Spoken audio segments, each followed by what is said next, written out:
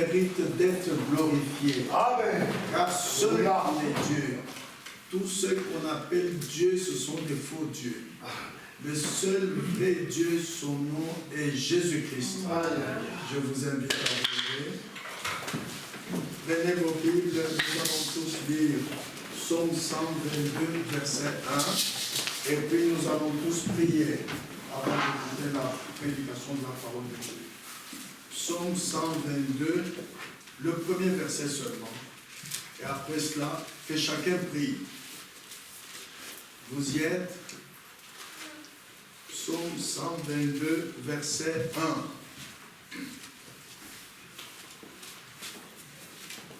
1. Allons-y.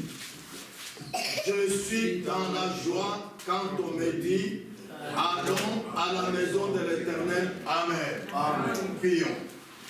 Notre Père Céleste, Dieu très saint, je te loue, te glorifie de m'avoir donné une bonne santé physique et spirituelle et la paix du cœur, de telle manière que j'ai quitté ma maison pour venir dans ta maison. Et je suis dans la joie, Seigneur. Comme le dit cette Écriture, je suis dans la joie quand je me dis allons dans la maison de l'Éternel et j'y suis. Je suis dans la maison de l'Éternel. Gloire, louange et honneur à toi. Que ton nom soit loué, que tu conduises toutes choses, Seigneur. Maintenant que nous avons écouté la prédication, toi-même conduis chacun de nous à avoir des oreilles qui entendent ce que l'Esprit dit. Je te le demande par la foi, dans le nom glorieux et tout-puissant de Jésus-Christ. Notre Père Céleste, Dieu très saint, nous te louons, nous te glorifions, parce que tu nous as donné la joie et l'opportunité, la foi, de venir dans ta maison. C'est pourquoi nous avons lu cette écriture. Maintenant que nous allons écouter ta parole, ô Dieu Tout-Puissant, c'est une partie spirituelle. Il est écrit que celui qui a des oreilles entende ce que l'Esprit dit aux églises. Donne-nous des oreilles pour entendre ce que l'Esprit dit et non pas ce que la chair dit. Nous te le demandons par la foi, dans le nom glorieux et tout-puissant de Jésus-Christ. Amen. Amen. Nous allons ouvrir nos Bibles. Aujourd'hui, nous lirons dans Jean, chapitre 16, verset 33. Et puis Apocalypse chapitre 7, verset 15. L'évangile selon Jean.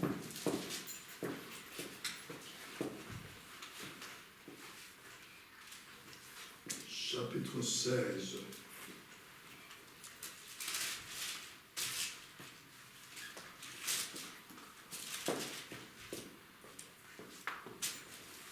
Verset 33. Je lis. Je vous ai dit ces choses afin que vous ayez la paix en moi. Vous aurez des tribulations dans le monde, mais prenez courage, j'ai vaincu le monde. Maintenant, lisons Apocalypse chapitre 7, verset 14. Apocalypse 7, verset 14. Je lis. Je lui dis, mon Seigneur, tu le sais. Et il me dit, ce sont ceux qui viennent de la grande tribulation. Ils ont lavé leurs robes et ils les ont blanchis dans le sang de l'agneau. Amen. Amen. Que Dieu ajoute ses bénédictions à la lecture de sa parole. Amen. Asseyez-vous. Comme nous l'avons lu dans la Bible, il y a la tribulation et il y a la grande tribulation. C'est sur cela que j'aimerais vous parler aujourd'hui par la grâce de Dieu. Mais qu'est-ce que la tribulation? Qu'est-ce que la grande tribulation? Dimanche passé, nous avions parlé sur la parabole des vierges sages et des vierges folles. Quand les vierges folles sont venues toquer à la porte, Seigneur, Seigneur, ouvre-nous, quand la porte était déjà fermée, et que le Seigneur leur a dit, je vous le dis en vérité, je ne vous connais pas. Est-ce que vous connaissez quelle a été la fin des vierges folles? Où est-ce qu'elles sont allées? C'est ce que nous allons découvrir aujourd'hui. en parlant sur la tribulation et la grande tribulation. La tribulation. Jésus a dit dans Jean 16, 33, nous l'avons lu, vous aurez des tribulations dans le monde, mais prenez courage, j'ai vaincu le monde. Vous aurez des tribulations. Il parlait aux croyants, vous les croyants, vous aurez des tribulations dans le monde. Mais pourquoi? Jésus a dit dans Jean 15, versets 18 à 25. Je lis. Jean 15, versets 18 à 25. Si le monde vous hait, sachez qu'il m'a haï avant vous.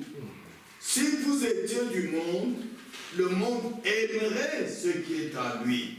Mais parce que vous n'êtes pas du monde et que je vous ai choisi du milieu du monde, à cause de cela, le monde vous hait. Souvenez-vous de la parole que je vous ai dite. Le serviteur n'est pas plus grand que son maître. S'ils m'ont persécuté, ils vous persécuteront aussi. S'ils ont gardé ma parole, ils garderont aussi la vôtre. Mais ils vous feront toutes ces choses à cause de mon nom, parce qu'ils ne connaissent pas celui qui m'a envoyé. Si je n'étais pas venu et je leur eusse parlé, ils n'auraient pas de péché. Mais maintenant, ils n'ont aucune excuse de leur péché. Celui qui me hait aussi mon Père. Si je n'avais pas fait parmi eux des œuvres que nul autre n'a faites, ils n'auraient pas de péché. Mais maintenant, ils les ont vus et ils ont haï, et moi et mon Père. Mais cela est arrivé afin qu'il s'accomplisse la parole qui est écrite dans leur loi. Ils m'ont haï sans cause. Amen. Amen. Vous voyez pourquoi il y aura des tribulations. Rappelez-vous qu'il y a toujours 3 catégories de personnes. Gardez bien cela présent à l'esprit. Ces 3 catégories de personnes sont 1. Les croyants, 2. Les soi-disant croyants, 3. Les incrédules. Lorsque les soi-disant croyants et les incrédules voient les croyants garder la pure parole, vivre la pure parole, et 2. Manifester les œuvres que nul autre n'a faites et ne peut pas faire, alors ils haïssent les croyants et ils les maltraitent jusqu'à les tuer. Nous pouvons relire Jean 15, 18, 19. Jésus a dit, si le monde vous hait, sachez qu'il m'a haï avant vous. C'est la vérité. Même si vous voyez les gens du monde vous tapoter sur l'épaule, vous sourire, du fait que vous vivez la parole, vous ne portez jamais de pantalon, ils vous haïssent. Croyez ce que dit la Bible. Si vous étiez du monde, le monde aimerait ce qui est à lui. Mais parce que vous n'êtes pas du monde, et que je vous ai choisi du milieu du monde, à cause de cela, le monde vous hait. Amen. Croyez cela, frères et sœurs. Le monde vous hait. Ah, c'est pourquoi, frères et sœurs bien-aimés, les œuvres d'un croyant, ce n'est pas le croyant qui les fait, c'est l'Esprit de Christ en lui qui les fait. C'est pourquoi nous avons lu dans Jean 15, 24, si je n'avais pas fait parmi eux des œuvres que nul autre n'a faites, ils n'auraient pas de péché. Mais maintenant, ils les ont vus et ils ont haï, et moi et mon Père. Qui est le Père de Jésus? Le Saint-Esprit. Ah, ce n'est pas la vertu du Saint-Esprit que Marie a été enceinte. Celui qui a reçu une femme, c'est celui-là le Père du bébé qui va naître. C'est le Saint-Esprit, le Père de Jésus. C'est pourquoi vous ne pouvez pas accepter qu'il y a 3 personnes en Dieu. Amen. C'est pourquoi, frères et sœurs, soyez certains que le monde vous hait. Depuis que vos collègues, vos voisins vous regardent, comment vous vous habillez, et chaque jour vous allez à l'église, vous n'allez plus au bar, vous ne fumez pas, ne pensez pas qu'ils disent bravo. Non, ils vous haïssent, parce que vous ne les ressemblez pas. Vous voyez? Et la Bible dit, pour les œuvres d'un croyant, dans 1 Pierre, chapitre 4, versets 13 et 14, je le lis. 1 Pierre, chapitre 4.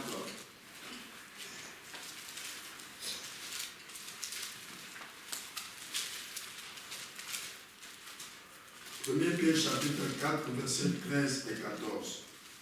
Réjouissez-vous au contraire de la part que vous avez aux souffrances de Christ, afin que vous soyez aussi dans la joie et dans l'allégresse lorsque sa gloire apparaîtra. Si vous êtes outragés pour le nom de Christ, vous êtes heureux parce que l'Esprit de gloire, l'Esprit de Dieu repose sur vous. Ah! Frères et sœurs, quand vous vivez la parole pure, quand vous faites des œuvres qu'aucun autre homme ne peut pas faire, c'est un miracle, c'est sûr. Mais ne pensez pas que les gens du monde sont contents. Non. Ils vous haïssent davantage. Et vous, soyez dans la joie de souffrir pour le nom de Christ. Amen. Regardez Meshach, Shadrach, Abednego. Quand la fournaise ardente était là, et que le roi leur a dit de s'agir de eux, ils ont dit non, nous ne le ferons pas. Il a dit, mais si on vous a dit oui, notre Dieu viendra nous sauver. Ils ont accepté de faire souffrir leur corps en entrant dans le feu, plutôt que de s'agenouiller devant la statue et de désobéir à la parole de Dieu. Voilà la vie d'un croyant. Un croyant est content de souffrir quand il vit la parole de Dieu et les gens le haïssent. Un croyant est content de souffrir quand la parole de Dieu le conduit à souffrir. Imaginez-vous que dans la première église, ils allaient au culte chaque jour. Vous savez bien, avec tout ce que vous faites, aller à l'école, aller au travail, et puis venir à l'église chaque jour, c'est une souffrance. Mais un véritable croyant aime ça. Il aime faire souffrir son corps pour le nom de Jésus-Christ. Il aime faire souffrir son corps pour vivre la parole de Dieu. Amen. Et c'est un signe que le Saint-Esprit, l'Esprit de Dieu repose sur vous. Je vous rappelle quelques croyants dans la Bible qui ont été haïs à cause de la parole de Dieu et qui ont eu des souffrances et qui ont eu des tribulations. Prenons le premier exemple dans l'Ancien Testament, c'était Joseph. Nous lisons cela dans Actes chapitre 7, versets 9 et 10. Actes chapitre 7, versets 9 et 10. Je lis. Les patriarches, jaloux de Joseph, le vendirent pour être emmené en Égypte. Mais Dieu fut avec lui et le délivra de toutes ses tribulations. Il lui donna de la sagesse et lui fit trouver grâce devant Pharaon, roi d'Égypte, qu'il établit gouverneur d'Égypte et de toute sa maison. Amen. Les patriarches, les frères de Joseph, étaient jaloux de Joseph. Pourquoi? Ils haïssaient Joseph. Pourquoi? C'était pour un don que Joseph a eu de son père, c'était pour un don que Joseph a eu de Dieu. Vous savez que Joseph avait eu une belle tunique que les autres enfants n'avaient pas. Et deux, Joseph avait eu le don de Dieu d'interpréter les songes.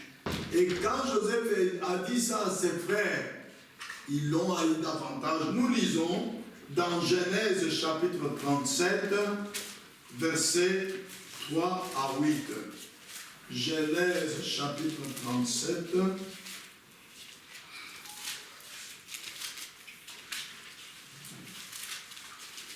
Verset 3 à 8. Je lis.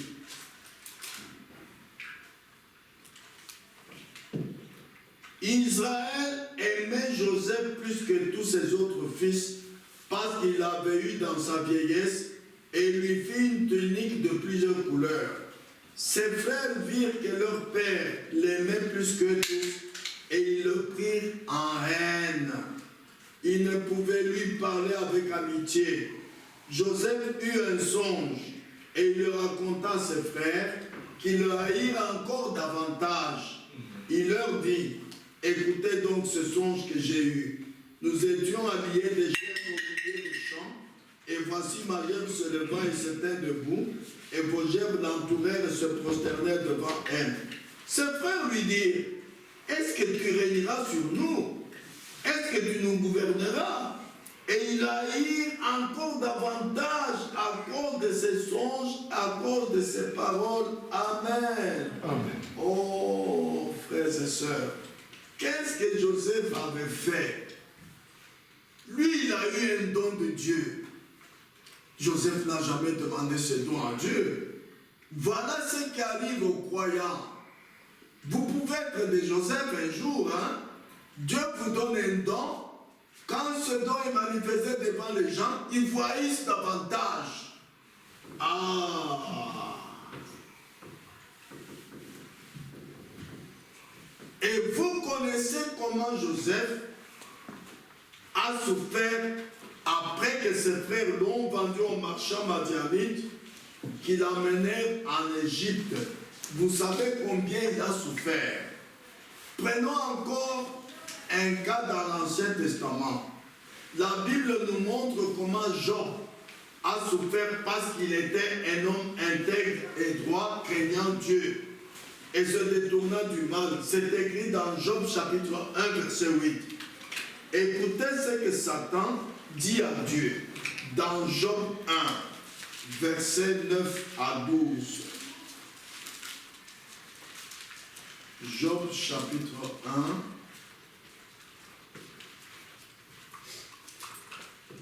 verset 9 à 12, je lis. Et Satan répondit à l'Éternel: est-ce d'une manière désintéressée que Job craint Dieu? Ne l'as-tu pas protégé, lui, sa maison et tout ce qui est à lui? Tu as béni l'œuvre de ses mains et ses troupeaux couvrent le pays. Mais étends ta main, touche à tout ce qui lui appartient, et je suis sûr qu'il te maudit en face. L'Éternel dit à Satan: voici tout ce qui lui appartient, je te le livre. Seulement ne porte pas la main sur lui. Amen. Amen. Alors, en ce moment-là, tous les fils et les filles de Job sont morts pendant qu'ils mangeaient et buvaient du vin chez leur frère aîné. Toutes les brebis de Job ont été embrasées par le feu tombé du ciel et sont morts. Tous les chameaux de Job ont été enlevés par des Chaldéens. Quelle épreuve Job a-t-il vécu? Quelle tribulation, quelle souffrance! Et qu'est-ce qu'il a fait? Parce qu'il était intègre et droit. Et il craignait Dieu. Le monde le haïssait. Et Satan n'était pas content de ça. Vous voyez? Alors Job a été testé. Il a été éprouvé. En tout cela, Job ne pécha point et n'attribua rien d'injuste à Dieu. Regardez ce que Job a dit. Nous lisons dans Job 1, verset 21. Et il dit, je suis sorti nu du sein de ma mère, et nu je retournerai dans le sein de la terre. L'Éternel a donné, et l'Éternel a ôté, que le nom de l'Éternel soit béni.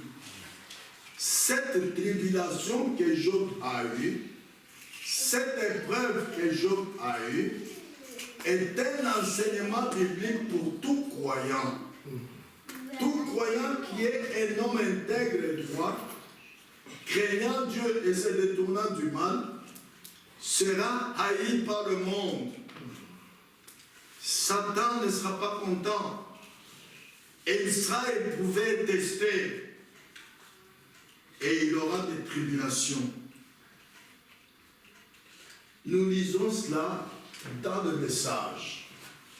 La réaction à une action. J'aime vous lire ce que le prophète de notre temps a dit. Au paragraphe 21, il dit ceci.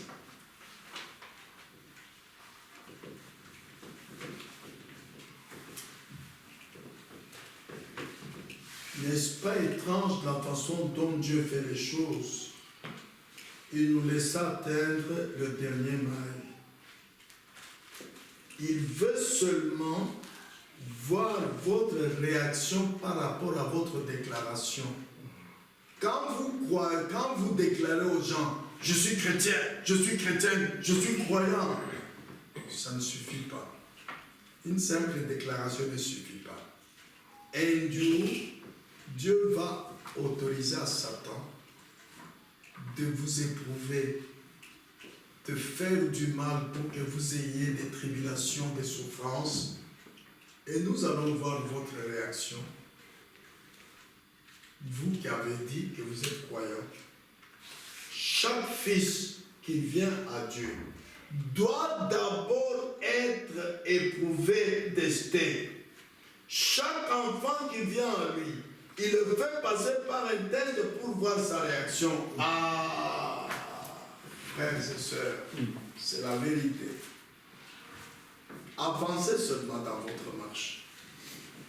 Vous aurez un jour un test, une épreuve terrible. Rappelez-vous le prophète de notre temps, frère Branham. Il a été éprouvé. Il a eu 3 proches. 3 membres de sa famille malades au même moment. Il en avait tellement assez qu'il voulait en ce moment-là se suicider. Mais Dieu ne lui a pas permis. Il a mis le revers sur sa tête, il a appuyé sur la gâchette, la balle n'est pas partie. C'est Dieu qui a fait cela. Satan va faire en sorte que vous arriviez au bout de souffrance. Voilà votre tribulation. Et que vous puissiez voir si vous allez continuer à dire « Je crois en Dieu, je vais servir Dieu, je vais obéir à ce que la parole de Dieu dit. » On va voir cela. Cela va vous arriver un jour. C'est une épreuve terrible. Chaque croyant passera par là. Sachez-le bien. Nous lisons dans Apocalypse 1, verset 9. Lisons Apocalypse chapitre 1, verset 9. La Bible confirme que chaque croyant passera par là. Moi, Jean, votre frère, qui est part avec vous à la tribulation, avec vous qui, vous croyant comme moi, peu importe combien vous ne commettez plus de péché, peu importe combien vous êtes saint ou sainte, peu importe combien vous vivez la parole du temps de la fin comme il vous a été prêché, mais un jour, vous serez dans la tribulation, dans les souffrances, comme Jean l'a été. Vous savez que Jean, on l'a bouilli même dans l'huile. On a fait bouillir l'huile dans un fût, on l'a jeté dedans. Mais Dieu a été avec lui, cela ne lui a rien fait. Tout comme Dieu a été avec Meshach, Shadrach, Abednego, le feu ne leur a rien fait. Il est le Dieu Tout-Puissant. Il fait ce qu'il veut. Il n'y a rien qui soit plus fort que notre Dieu. Croyez en lui. Amen. Jean dit, moi Jean, votre frère, qui est parlé avec vous à la tribulation et au royaume et à la persévérance en Jésus, j'étais dans l'île de Patmos à cause de la parole de Dieu. À cause de la parole de Dieu, on l'a jeté dans l'île de Patmos. Là, il y a beaucoup de bêtes sauvages qui tuent les gens. Et il n'y a personne là-bas. Il était seul. Mais Dieu ne l'a pas abandonné. Amen. Ah, voilà comment un véritable croyant sur la voie de Dieu finit par être éprouvé, par être testé, et il aura une souffrance au top. Il sera dans la tribulation. Cela est devant chaque croyant. Amen. Ah, frères et sœurs, Dieu a dit dans Matthieu 13, versets 20 et 21, je lis, Matthieu 13, versets 20 et 21. Celui qui a reçu la semence dans les endroits pierreux, c'est celui qui entend la parole et la reçoit aussitôt avec joie. Mais il n'a pas de racine en lui-même. Il manque de persistance. Et dès que survient une tribulation ou une persécution à cause de la parole, il y trouve une occasion de chute. Oh, toi qui te dis croyant, dès que Dieu permet qu'une tribulation soit sur toi, alors maintenant tu ne vivras plus la parole. Tu vas retourner dans le monde parce que tu as beaucoup souffert. Ça, c'est un soi-disant croyant qui n'a pas de racines. Un croyant né de nouveau, né de l'Esprit de Dieu,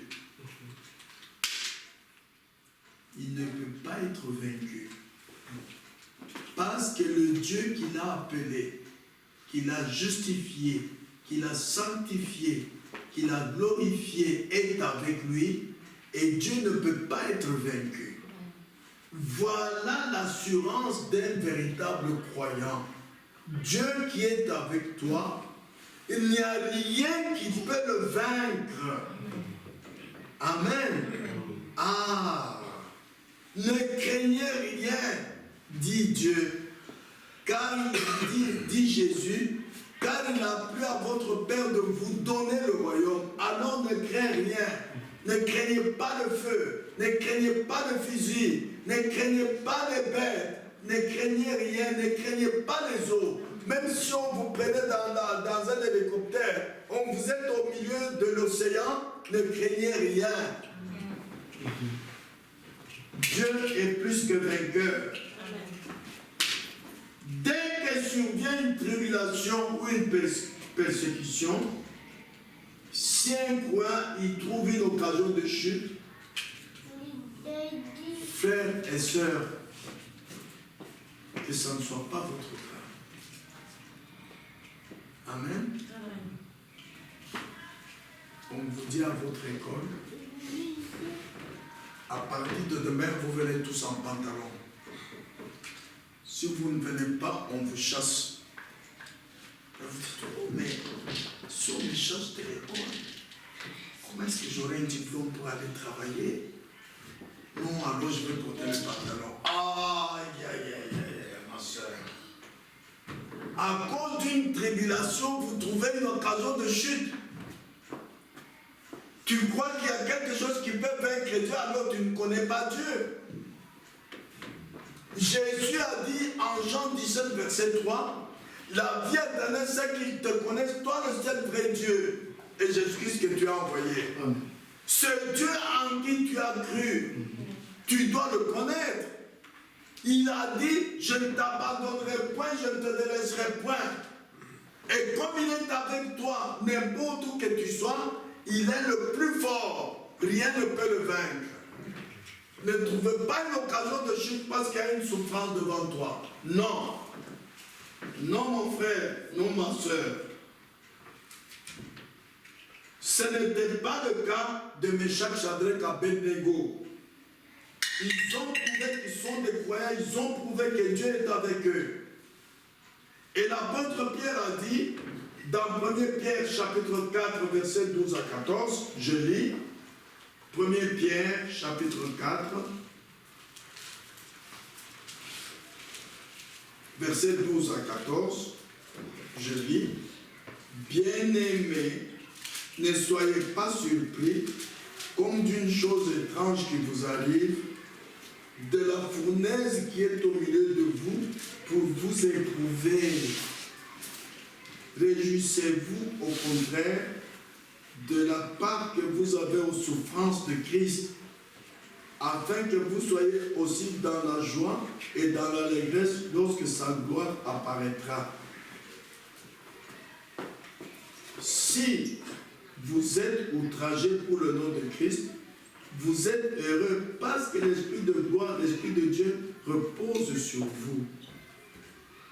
Sachez que Jésus a souffert pour nous à la croix de Golgotha. Parce qu'il avait vos péchés et mes péchés. Il a tellement souffert qu'il a crié, Père, Père, pourquoi m'as-tu abandonné? Dieu devait l'abandonner parce qu'il avait tes péchés, mes péchés. Dieu ne reste pas à côté de quelqu'un qui a les péchés. Mais Jésus, par amour pour toi, par amour pour moi, il a supporté toutes ces épreuves, toutes ces tribulations, toutes ces souffrances pour te sauver. Et la Bible dit en 1 Pierre 2, 21 que Jésus nous est donné comme exemple afin que nous marchions sur ses traces. Nous aussi, nous devons accepter de souffrir parce que c'est le chemin que Jésus nous a montré, c'est le chemin par lequel Jésus est passé. Et quand vous souffrez pour la parole de Dieu, cela montre que l'Esprit de Dieu repose sur vous. Ah! Je m'arrête un peu là. Si mon frère, ma soeur, depuis que tu as cru, tu n'as pas eu une souffrance à cause de la parole de Dieu, ah, tu n'as pas l'Esprit de Christ. Le Saint-Esprit n'est pas sur toi. Parce que quiconque a reçu le baptême du Saint-Esprit, le monde le hait. Pourquoi? Parce que les œuvres qu'il va manifester, ce sont des œuvres miraculeuses, des œuvres puissantes qu'aucun homme ne peut pas faire. L'apôtre Paul disait dans Galates 2:20, ce n'est plus moi qui vis, c'est Christ qui vit en moi. Mais depuis que tu as cru, mon frère, ma soeur,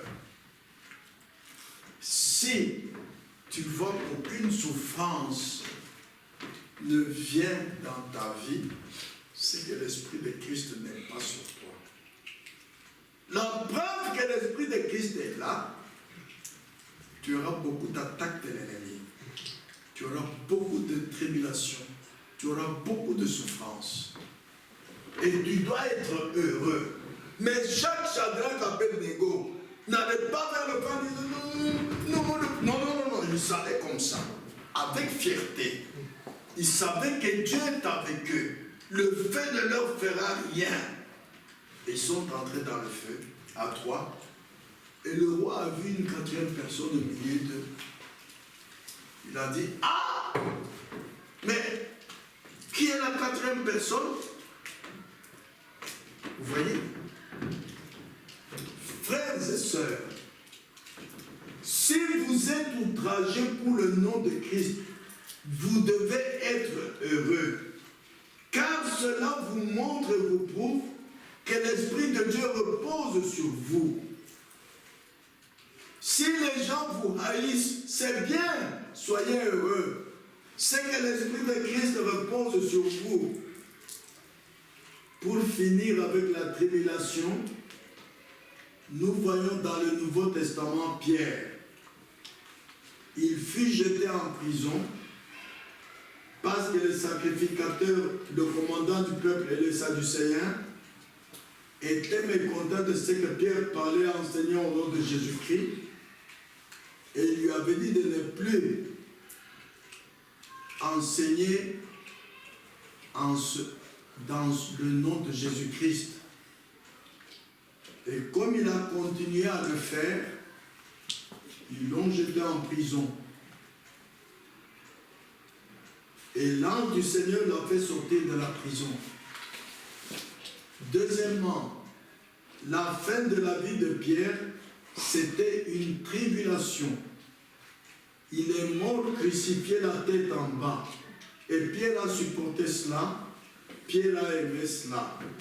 Nous lisons dans Actes chapitre 14, versets 19 à 22. Quand vous regardez bien dans la Bible, tous les disciples de Jésus sont morts martyrs. Ah, voilà la fin du chemin des véritables croyants. Nous lisons dans Actes 14, versets 19 à 22. Actes chapitre 14,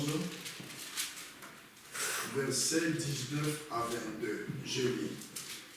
Alors survinrent d'Antioche et d'Icône des Juifs qui gagnèrent la foule et qui, après avoir lapidé Paul, le traînèrent hors de la ville, pensant qu'il était mort. Mais les disciples l'ayant entouré, il se leva et entra dans la ville. Le lendemain, il partit pour Derbe avec Barnabas. Vous voyez ce qui est arrivé à Paul? Quelle tribulation! Vous voyez? Il a été lapidé. Verset 21. Quand ils eurent évangélisé cette ville et fait un certain nombre de disciples, ils retournèrent à Lystre, à Icône et à Antioche, fortifiant l'esprit des disciples, les exhortant à persévérer dans la foi et disant que c'est par beaucoup de tribulations qu'il nous faut entrer dans le royaume de Dieu. Amen. Ah. C'est par beaucoup de tribulations qu'il nous faut entrer dans le royaume de Dieu. Frères et sœurs, le saviez-vous? Ne pensez pas qu'en croyant le message du temps de la fin, vous aurez un tapis sur lequel vous marchez bien jusqu'à monter au ciel. Au contraire, nous allons beaucoup souffrir. Si vous connaissiez comment sera la fin de notre route, ce que les dénominations vont faire de nous, vous allez dire, mais ce n'est pas possible. Oui, oui. Ce qui est arrivé aux croyants de l'Ancien Testament, aux croyants du Nouveau Testament, c'est ce qui va nous arriver. Mais c'est pourquoi, pour vaincre, il faut le baptême du Saint-Esprit. Amen. Amen. Ah. Il faut avoir le baptême du Saint-Esprit. C'est une arme puissante, invincible, que Dieu vous donne. Mais vous aurez des tribulations, c'est sûr, c'est certain.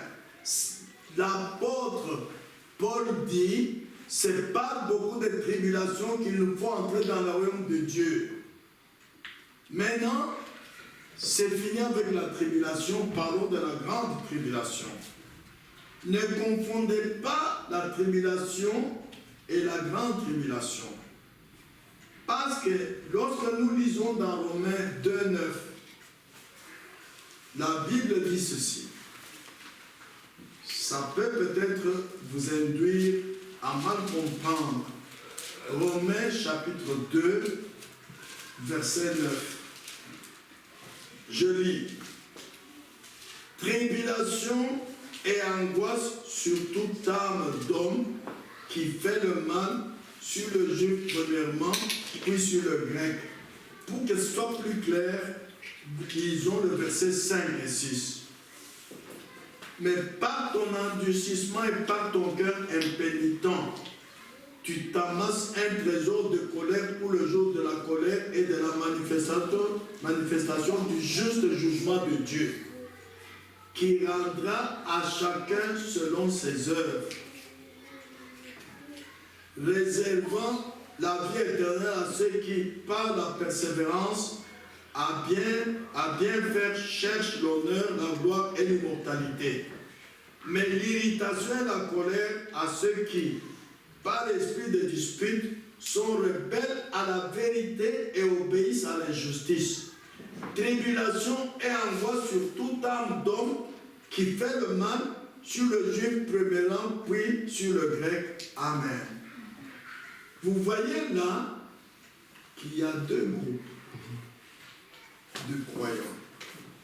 Un groupe qui aboutit à la vie éternelle, c'est ceux qui ont la persévérance à bien faire, qui cherchent l'honneur, la gloire et l'immortalité. Il y avait deux groupes dans la parabole des 10 vierges. Il y avait 5 vierges sages et 5 vierges folles. Les 10 vierges étaient saintes, irréprochables. Et les 10 vierges attendaient l'époux. Amen. Ah. Mais vous savez comment ils ont fini, les vierges sages et les vierges folles. Les vierges folles, quand l'époux est arrivé, n'ont pas pu aller avec l'époux parce qu'elles n'avaient pas le Saint-Esprit. Elles étaient pourtant à côté des autres vierges qui ont le Saint-Esprit, mais elles n'en faisaient aucun cas. C'est comme à l'église, vous venez, vous ne savez pas qui vit exactement la parole de Dieu et qui ne vit pas la parole de Dieu. Vous n'en faites aucun cas. Ah, ce n'est pas bien, mon frère, ma soeur. Parce que Jésus viendra le jour que personne ne s'y attend. Personne ne connaît ni le jour ni l'heure. Comme je prêche ici, Jésus peut descendre et l'enlèvement a lieu. Alors soyez prêts. Mais si vous voyez que les autres ont ceci, que vous n'avez pas, comme les vierges folles, voyez bien que les vierges sages avaient de l'huile dans leur langue. Elles n'avaient pas d'huile. Elles n'en ont fait aucun cas. Elles n'ont jamais demandé pourquoi elles n'ont pas d'huile. Et voilà ce qui leur a coûté cher. Quand l'époux est arrivé, il a pris seulement les vierges sages. Quand les vierges folles sont, et il a fermé la porte, quand elles sont allées frapper à la porte, il a dit, je ne vous connais pas. Frères et sœurs, attention, juste après l'enlèvement, c'est la grande tribulation. Parlons maintenant de la grande tribulation. Ne confondez pas la tribulation et la grande tribulation. Nous venons de lire dans Romains chapitre 2, verset 9. Il y aura tribulation et angoisse sur tout âme d'homme qui fait le mal, sur le juif premièrement, puis sur le grec. Nous avions parlé dimanche passé sur les vierges sages et les vierges folles. Et Dieu a dit dans chaque âge, quand vous lisez les 7 messages dans cet âge des églises, Dieu à chaque fois dit, je connais tes œuvres, mais pourtant il te manque quelque chose. Toutes les 10 étaient vierges. 5 vierges sages et 5 vierges folles. Toutes les 10 avaient foi en Christ.